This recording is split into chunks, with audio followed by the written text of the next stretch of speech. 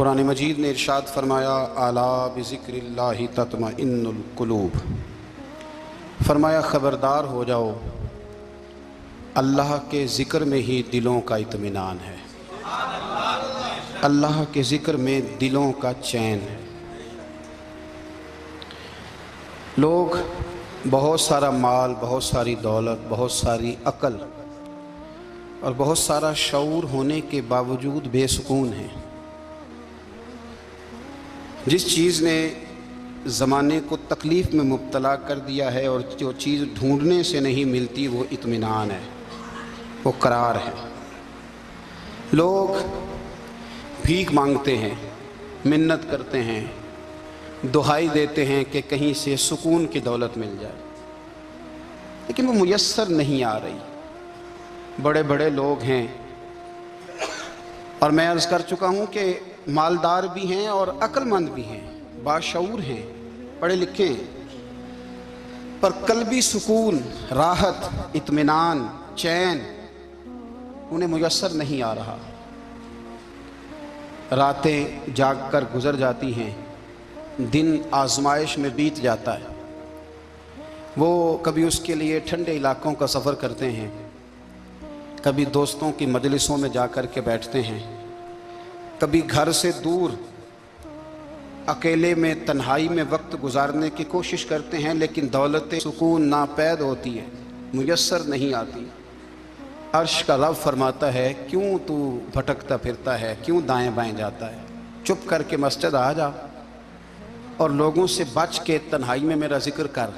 اللہ ملے گا کیا؟ فرمایا اعلیٰ بذکر اللہ تطمئن القلوب، میں تیرے بے چین دل کو چین عطا کر دوں گا۔ وہ تیرا تڑپتا اور پھڑکتا ہوا مزاج، اسے میں سکون کی دولت دوں گا۔ یہ تجھے کہیں اور نہیں ملے گا، یہ میری یاد میں ملے گا۔ یہ چین، قرار، سکون تجھے یہیں میسر آئے گا۔ اطمینان قلبی زندگی کا حسن ہے بھائی، دولت سکون اصل ہے۔ بڑے ٹھنڈے کمرے میں کچھ لوگوں کو نیند نہیں آتی، اور داتا صاحب رحمۃ اللہ علیہ آپ جائیں تو دونوں سڑکوں کے بیچ جو فٹ پاتھ ہے نا، اس پہ بھی کچھ لوگ سوئے ہوتے ہیں۔ ادھر سے بھی گاڑیاں گزرتی ہیں، ادھر سے بھی گاڑیاں گزرتی ہیں، لیکن بس نیند ہے نا، اللہ کا فضل ہے، اس نے دے دی ہے، آنے والوں کو آ گئی ہے۔ اطمینان قلبی، میرا معاشرہ بے سکون ہے، بے قرار ہے۔ مجھے کچھ لوگ کہتے ہیں جی میں آج کل بڑا بور ہو رہا ہوں، تو میں کہتا ہوں یار ہمیں تو ٹائم ہی نہیں ملا آج تک بور ہونے کا، نہیں وقت ہی نہیں اتنا میسر آیا۔ کون سا ٹائم نکالے جس میں بندہ بور ہو؟ وہ تو ہے کہ انسان کچھ فارغ ہو، کہیں اس کے پاس گنجائش ہو تو بور بھی ہو لے۔ کیسے بور ہو لیتے ہو؟ یہ کیا ہوتا ہے بور ہونا؟ زندگی میں اتنا وقت ہی کہاں ہے کہ انسان بور ہوتا پھرے اور یہ تصور بناتا پھرے کہ میں بڑی آزمائش میں ہوں تو میں بڑے بور ہو رہا ہوں، تو میں بڑی تکلیف میں ہوں۔ تو وقت بہت زیادہ ہے ہمارے پاس، لا یعنی کاموں میں ضائع بڑا ہوتا ہے، تو ہم بور ہوتے ہیں، پریشان ہوتے ہیں۔ اللہ فرماتے ہیں یہ جو میری یاد ہے نا، لیکن اس کا بھی ایک طریقہ ہے یاد کا، اس طریقے سے اگر میرے رسول کریم علیہ السلام نے فرمایا اللہ کا ذکر اس طرح کرنا کہ دیکھنے والا تمہیں دیوانہ سمجھے، لوگ سمجھیں کہ کوئی مجنون ہے، کوئی جنونی ہے، کوئی پاگل ہے۔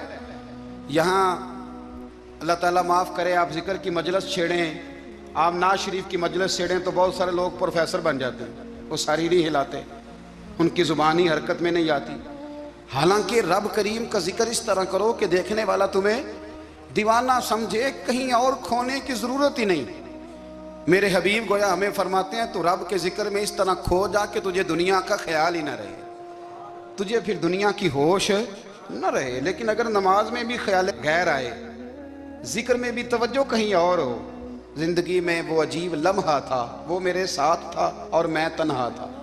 اگر ماحول یہ ہو کہ آپ کہیں جسم کے ساتھ تو موجود ہوں، روح موجود نہ ہو، تو پھر لذت ذکر بھی میسر نہیں آتی، پھر کیف نہیں حاصل ہوتا۔ یاد رکھیں کہ اس طرح کھو کے رب کی یاد کہاں سے کیف آئے گا؟ الجھ ہی پڑا گئے ہیں۔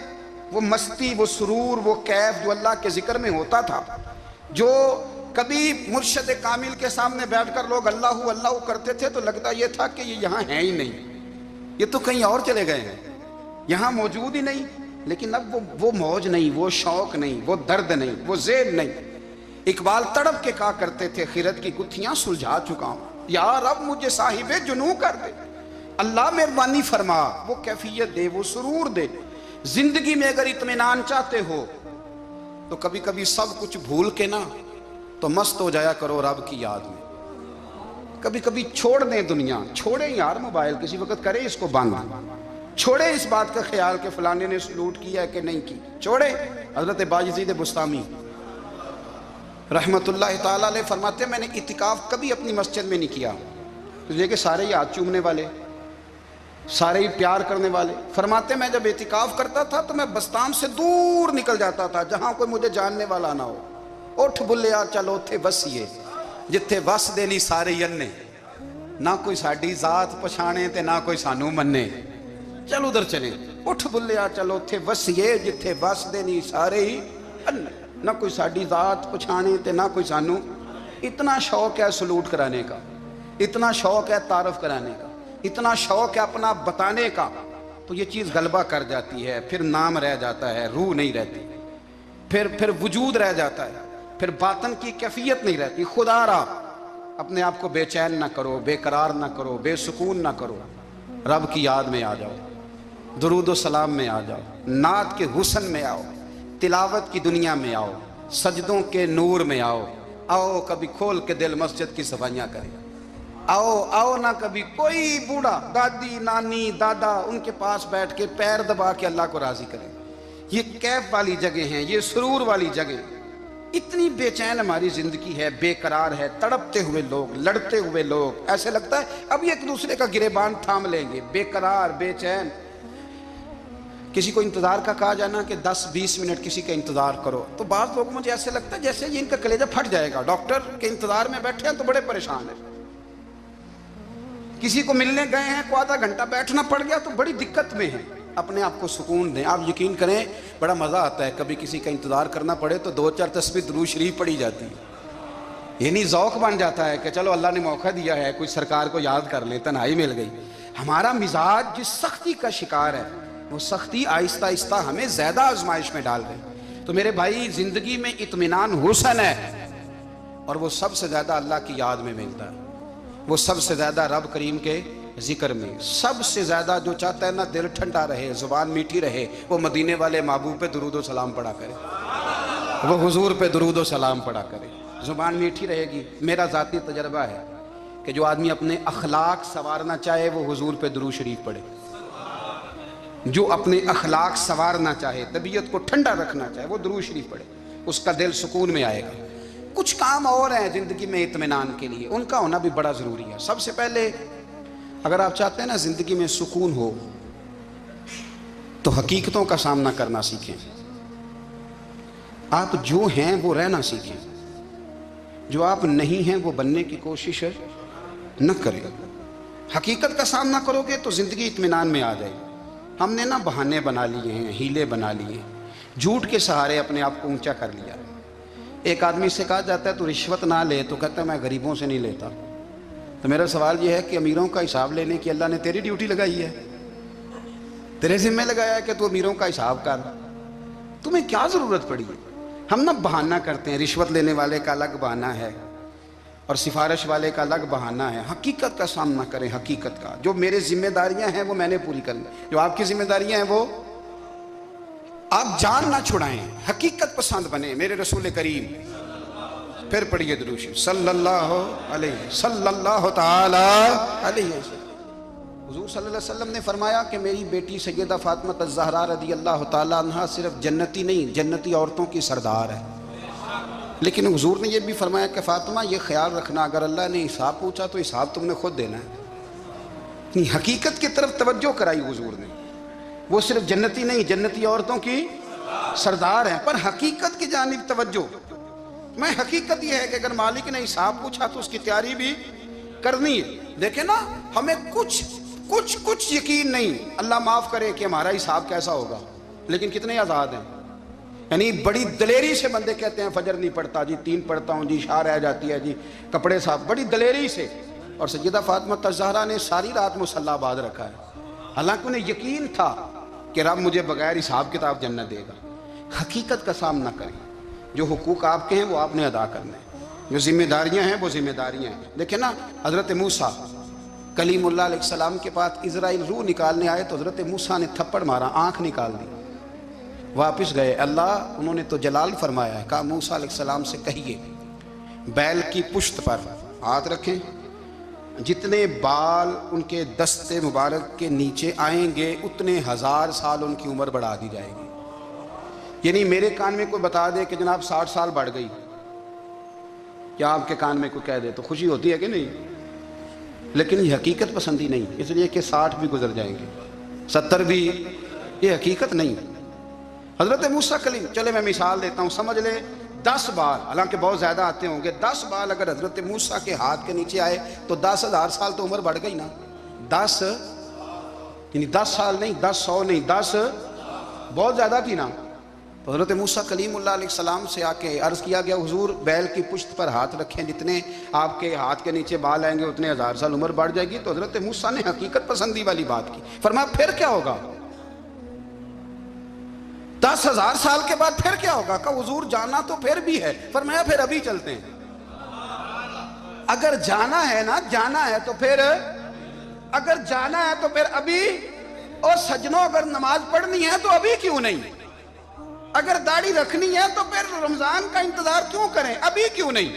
اگر سچ بولنا ہے تو پھر، اگر رزق حلال کھانا ہے تو پھر انتظار کا ہے گا. حقیقت ہوتی ہے، بہانہ ہوتا ہے. حقیقت چھپ نہیں سکتی بناوٹ کے اصولوں سے، کیونکہ خوشبو آ نہیں سکتی کبھی کاغذ کے پھولوں سے. یہ بات یاد رکھیں. اگر جانا ہے تو حضرت کلیم فرمانے لگے پھر 10,000 سال کے بعد بھی جانا ہے تو آج بھی. ہمیں بے قراری زندگی میں اس لیے کہ ہم حقیقت پسند نہیں، ہم بہانوں میں، ہم ہواؤں میں جیتے ہیں، ہواؤں میں، خیالات میں زندگی گزارتے ہیں. بڑا ٹائم پڑا ہے. مثلاً کتنا میرے رسول کریم صلی اللہ تعالیٰ علیہ وآلہ وسلم نے ایک دن صحابہ سے فرمایا تمہیں حیا نہیں آتی؟ حضور کیا ہوا؟ فرمایا وہ والے مکان بناتے ہو جن میں تم رہ نہیں سکتے، وہ والا مال جمع کرتے ہو جو کھا نہیں سکتے، حیا نہیں آتی؟ عرض کی حضور حکم کریں. تو محبوب فرمانے لگے جوتے کا ایک تسمہ بند کرتا ہوں تو سوچتا ہوں دوسرا بند کرنے سے پہلے موت آ جائے گی. ایک سانس اندر جاتی ہے تو دوسرا آنے سے پہلے میں یاد کرتا ہوں کہ مجھے دنیا سے جانا ہے. تمہیں حیا نہیں آتی؟ وہ مکان بناتے ہو جن میں رہ ہی نہیں سکتے، وہ مال جمع کرتے ہو جو کھا. حقیقت پسند نہیں بھائی. ہم بہت سارے لوگ ہیں بڑی باتیں سناتے ہیں، بڑی، میں کہتا ہوں اصل میں نا زیادہ باتیں سنا کے نا بیچارہ اپنے آپ کو مطمئن کرنا چاہتا ہے. اصل بات یہ ہے کہ اندر سے نا ہلا ہوا ہے، کچھ بھی نہیں. بڑا زیادہ ہنستا ہے اور مجھے لگتا ہے کہ کوئی گہرا زخم چھپا رہا. اس لیے ملمہ سازی. حقیقت پسند بنو، حقیقت پسند. یاد رکھنا من ترک صلاۃ متعمدا فقد کفر. میرے رسول نے حقیقت بیان کی. فرمایا جس نے ایک نماز بھی جان بوجھ کے چھوڑی اس نے رب کے رب ہونے کا انکار کیا، اس نے کفران نعمت کیا. یہ حقیقت ہے. کوئی کلیریفیکیشن نہیں، کوئی وضاحت نہیں. جو نماز نہیں پڑھتا جھوٹ بولتا ہے، غلط بیانی کرتا ہے. جو شخص رزق حرام کما کے کہتا ہے کہ اس کے بغیر گزارا نہیں چلتا، وہ جھوٹ بولتا ہے. اس لیے کہ رب فرماتا ہے جب تجھے پیدا کیا ہے تو تیرا رزق میرے ذمہ ہے. اللہ فرماتا ہے کہ لا یکلف اللہ نفسا الا وسعہا، میں کسی پر وہ بوجھ نہیں ڈالتا جو اٹھا نہ سکے. نماز فرض کیا اس کا مطلب ہے ہم پڑھنے کے قابل ہیں. اس نے ہمارے ذمہ داریاں لگائی ہیں تو مطلب یہ ہے کہ ہم ذمہ داریاں ادا کرنے کے قابل ہیں. ورنہ وہ کہتا ہے میں وہ بوجھ ڈالتا ہی نہیں جو تجھ سے اٹھایا نہ جائے. اگر چاہتے ہو کہ زندگی میں اطمینان ملے تو خدا را حقیقت پسندوں والی زندگی گزارو. یہ فضاؤں میں زندہ رہنا، ہواؤں میں. اللہ بڑا معاف کرنے والا ہے، اللہ بڑا کریم ہے، معاف کر دے گا. تو بھئی یہ بات صحابہ کو بھی پتا تھی، یہ اہل بیت کو بھی خبر تھی. تو وہ تو ایک ایک بات کا لحاظ کرتے تھے. یہ غوث اعظم کو بھی پتا تھی، یہ ان کے والد کو بھی پتا تھی جنہوں نے کسی کا ایک سیب کھا لیا تھا تو 12 سال اس کے گھر میں نوکری کرتے رہے. انہیں نہیں پتا تھا اللہ بڑا کریم ہے، معاف کر دے گا، ایک سیب ہی ہے نا. تو حقیقت پسندی آپ کو سکون دے گی. اور اگر آپ نے اپنے آپ کو غیر مطمئن کیا ہوا ہے، بات کچھ اور ہے، اور آپ نے اپنے آپ کو ڈال کسی اور طرف لیا ہے، تو پھر آپ کو سکون مل سکتا. سکون حقیقت پسندی میں، اصل میں سکون ہوتا ہے، اداکاری میں سکون نہیں ہوتا. تیسری بات سنیں، اگر آپ چاہتے ہیں زندگی میں مطمئن رہیں تو دنیا داروں سے امیدیں توڑ دیں. اللہ اور اس کے رسول سے امید وابستہ کریں، اولیاء اللہ سے امیدیں وابستہ کریں، صحابہ اور اہل بیت سے امیدیں، اللہ اور اللہ والوں سے امیدیں، دنیا داروں سے امیدیں۔ آپ کو پتہ ہے دنیا دار کی تباہی کب ہوتی ہے؟ جب انہیں خوش آمدی مل جاتا ہے۔ چودھری کا بیڑا اس وقت غرق ہوتا ہے جب اسے چودھری کہنے والے زیادہ ہو جاتے ہیں۔ سیٹھ صاحب اور نواب صاحب بیچارے تباہ تب ہوتے ہیں بھولے پن میں، جب ان کے دائیں بائیں ریلا ہوتا ہے سیٹھ صاحب کہنے کا، لوگ انہیں کھانا چاہتے ہیں، پیار ان کا نہیں ہوتا، ان کی جیب کا ہوتا ہے، محبت ان سے نہیں ہوتی، ان کی کرسی سے ہوتی ہے، ضروریات کا پیار ہوتا ہے، تباہ کر دیا جاتا ہے۔ ہماری ساری توقعات دنیا داروں سے وابستہ ہو گئی ہیں۔ ناراض نہ ہونا، پیروں نے، مولویوں نے، درویشوں نے، انہوں نے بھی سیٹ رکھے ہوئے جلسوں کی صدارت کرانے کے لیے، یعنی مذہبی جلسہ ہے، اس میں بہت زبردست پڑھے لکھے صاحب تقوی عالم کا خطاب ہے، اور کی صدارت وہ بندہ کر رہا ہے جس نے عشاء کی نماز بھی نہیں پڑھی، وہ بندہ صدارت کر رہا ہے۔ کیوں؟ اس لیے کہ اس نے لاکھ روپیہ دیا محفل میں۔ خدا را دنیا داروں سے امیدیں چھوڑ دیں، ورنہ آپ کمزور پڑ جائیں گے، آپ کی امیدیں ٹوٹیں گی۔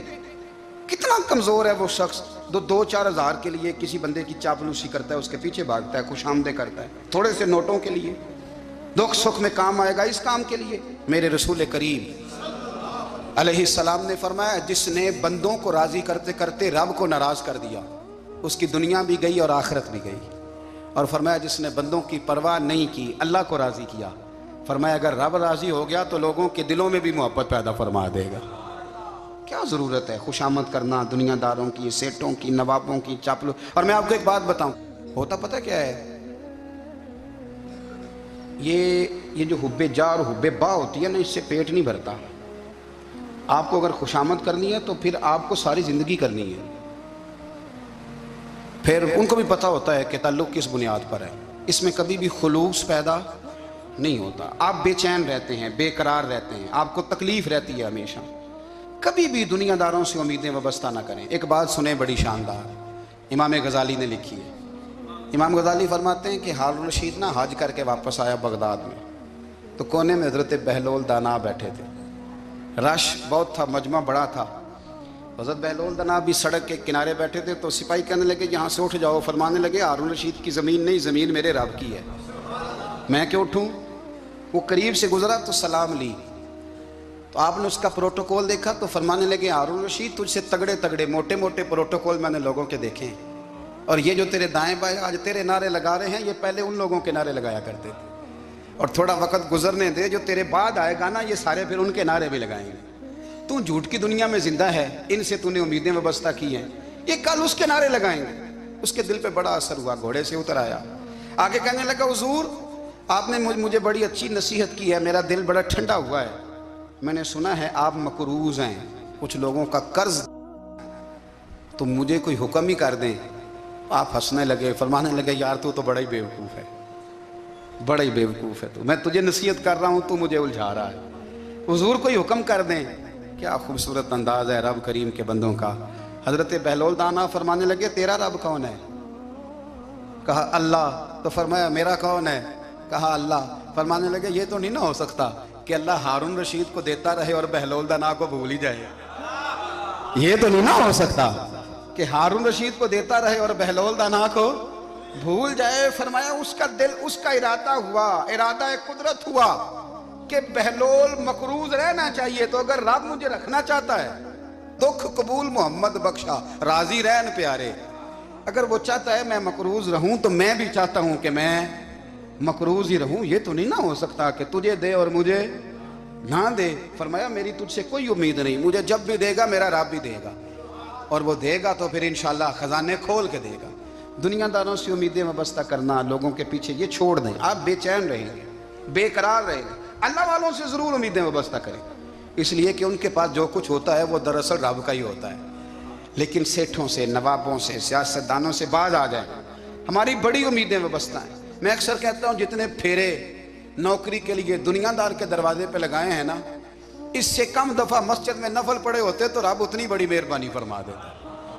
تیسری بات یہ یاد رکھیں، اگر سکون لینا چاہتے ہیں نا، اگر سکون لینا چاہتے ہو نا، تو لوگوں کو ڈسکس کرنا بند کر دو، کس کو اللہ نے کتنے پیسے دیے ہیں وہ جانے اور اللہ جانے، کس کو اللہ نے کتنی گاڑیاں دی ہیں وہ جانے، اور لوگوں کو ڈسکس کرنا جی۔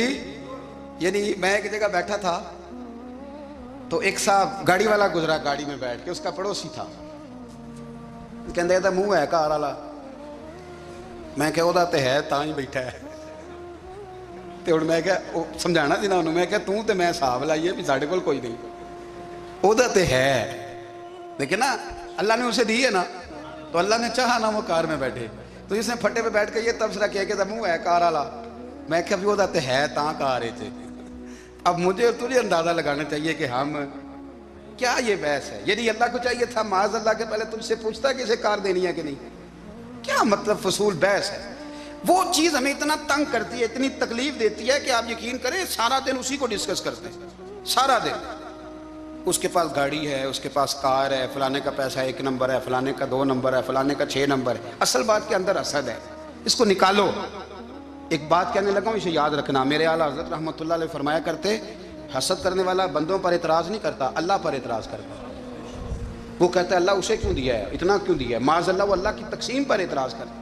حسد کرتے ہو بے چین رہو گے، حسد آپ کے دل کو تڑپا کے رکھ دے گا، چھوڑے۔ اللہ بڑا کریم ہے، جس کو جہاں چاہتا ہے وہاں بٹھا دیتا ہے۔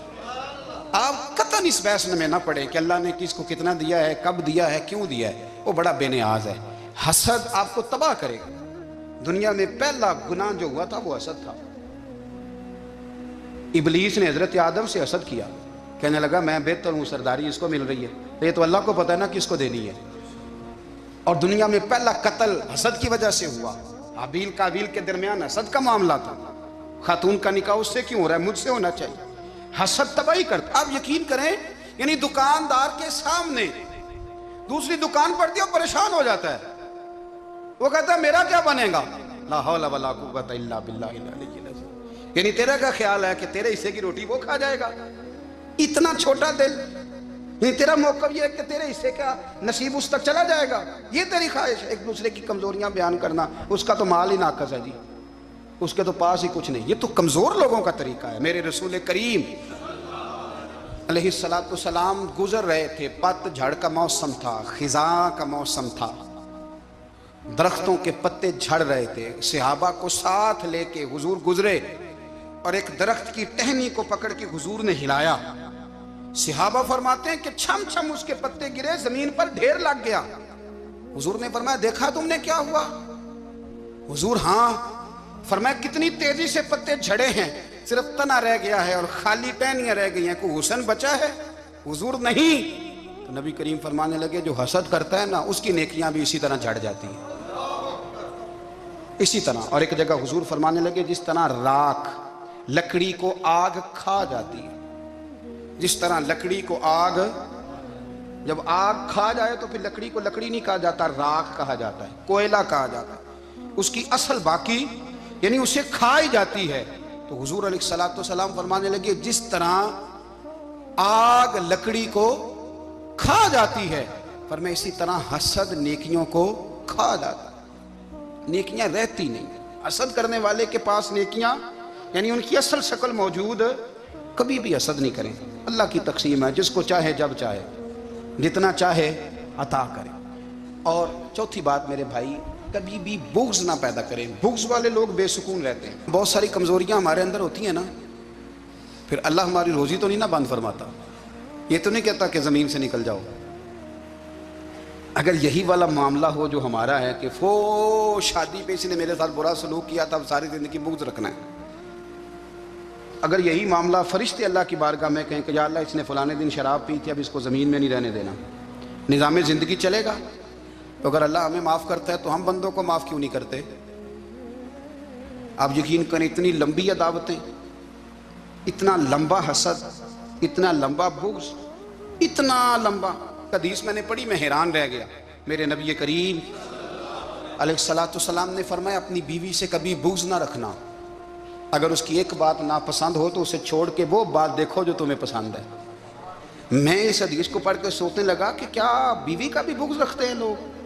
اب حضور نے کہا ہے تو اس کا مطلب ہے لوگ بیوی کا بغض بھی رکھتے ہیں۔ اب اس پر استدلال کر کے مجھے کہنا پڑے گا کہ سسرال والوں کا بغض بھی رکھتے ہیں، کہنا پڑے گا۔ کہ بھائی کے سسرال والوں سے بھی بغض رکھتے. اس حدیث کی روشنی میں سمجھا کہ لوگ بھابھی کا بغض رکھتے ہیں. بغض ورنہ عادتیں تو ہماری بھی کئی بری ہوتی ہیں. اگر عادات ایک وجہ بنے اختلاف کی تو عادتیں تو ہماری بھی کئی بری ہیں، لیکن ہم اپنی بری عادتوں سمیت اپنے آپ سے پیار کرتے ہیں، اور سامنے والے کی ایک بھی عادت بری ہو تو اس سے بغض رکھتے ہیں. بغض نہ پیدا کریں. میرے نبی پاک علیہ الصلوۃ والسلام نے فرمایا کچھ چیزیں تمہارے دین کو مونڈ ڈالیں گی، تباہ کر دیں گی، کاٹ دیں گی. حضور کون سی؟ فرمایا حسد، تکبر اور بغض. یہ تمہارے دین کو تباہ کر دیں. ہم بے چین اس لیے ہیں کہ ہم نے بہت سارے لوگوں کا بغض پالا ہوا ہے، اور ہر فیلڈ میں سیاستدان نے سیاستدان کا، ذاتیات پر اتر کے بات کرتے ہیں، معزز ترین لوگ، تاجر نے تاجر کا، اللہ ماشاءاللہ بعض جگہ پہ اہل علم بھی ایک دوسرے سے عداوت رکھتے ہیں. خدا را دل رب کریم کے آنے کا ٹھکانہ ہے. یہ صاف ہوگا تو اس میں رب رسول کے جلوے ہوں گے. اگر اس میں عداوت ہو، اس میں بغض ہو، اس میں کینہ ہو، نفاق ہو. سنیں میرے رسول کریم حضرت ابوبکر صدیق رضی اللہ تعالیٰ عنہ کہتے ہیں میں رو ہی پڑا. مکہ فتح ہوا نا تو اکرمہ بن ابو جہل نے پیغام بھیجا کہ میں نا کلمہ پڑھنے کے لیے آ رہا ہوں. بات لمبی ہے، میں موضوع پہ رہنا چاہتا ہوں. کہتے ہیں جب وہ آنے لگا نا تو نبی پاک نے ہم سب کو بلایا. ہم حاضر خدمت ہوئے تو حضور فرمانے لگے کہ اس کے باپ نے نا بڑا ظلم کیا ہے ہمارے ساتھ. ابو جہل نے بڑا ستایا ہے، بڑی تکلیف دی ہے.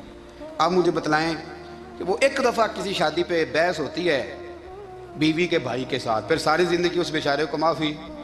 وہ 10 دفعہ گھر آتا ہے معافی مانگنے پر سوال ہی نہیں پیدا ہوتا. میں او ہو مجھے ہی کہہ دیا، یعنی پھر مجھے ہی کہہ دیا آپ نے، اور میری شان میں بے ادبی، اور پھر میں معاف کر دوں. توبہ توبہ توبہ، یہ کیسے ہو سکتا ہے؟ میری ناک نیچی ہو جائے گی، اور آپ نے مجھے کہہ دیا. سوال ہی نہیں پیدا ہوتا. اور یہ رونا میں اکثر ہوتا ہوں کہ شادی والے دن داماد صاحب کا زیادہ دماغ خراب ہوتا ہے. جب چھوٹی سالی کی شادی ہوتی ہے نا اس دن اس کو بخار چڑھتا ہے، کوئی اس کو کان میں کہتا ہے تیری عزت نہیں کر دے. اس دن اس کا دماغ خراب ہو جاتا ہے، بچے اٹھا کے نکل آتا ہے.